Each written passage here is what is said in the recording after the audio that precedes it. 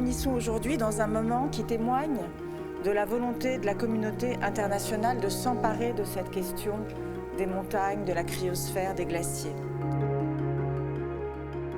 The most pressing challenge facing glaciers around the world is global heating. Temperatures are now the hottest since instrumented records began, and perhaps the hottest in 1.2 million years. We've heard a lot about it today. I mean, glaciers are disappearing at an alarming rate.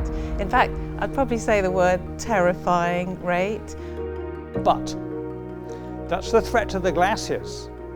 But the really critical issue is that those glaciers in many countries in these mountainous areas supply water, potable water to communities that are living in the valleys, for agriculture, and also, of course, for the natural environment to flourish. We have people from around the world who are here today. Let's share ideas, let's be ambitious, let's have, the hope that we need to keep on fighting. But what is the key to making this decade successful and to helping to reducing the impact of this crisis in the cryosphere? I'd like to ask the panelists, but before, if anyone from the audience wants to speak first. I want to ask you, are we seeing a diminution in the grasp of these issues by governments around the world that climate engagement is diminishing? And if so, what will you propose? I believe that transforming ignorance into knowledge and ambition into action is one of the challenges that we face now. Without knowing, we cannot take appropriate decisions. Science has a crucial role for glacier preservation. We need to understand the problem before we can solve it, and this is where science comes in. We need to push those boundaries, and we know that societies, once they're put under pressure, they do innovate.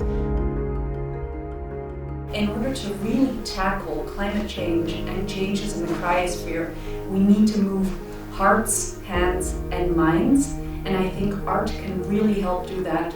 Because if it's only the experts, only the scientists who care, we are way too easy to ignore by politicians, by policy, by industry.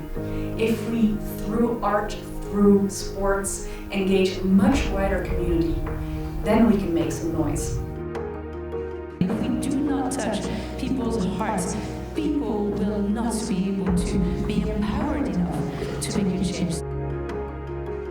This is incredibly important that we find a way to preserve the glaciers, because by preserving the glaciers, we preserve humanity.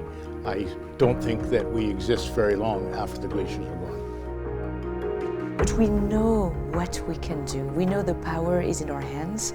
And today, we're at a crucial time to focus not only on science, but to focus on policy, on advocacy, on education, on campaigns.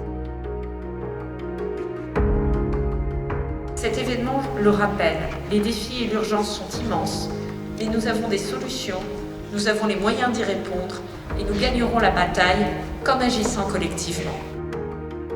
It's really important to acknowledge that we are very small within the context of the world, and glaciers for me symbolize a power that goes beyond us as human beings.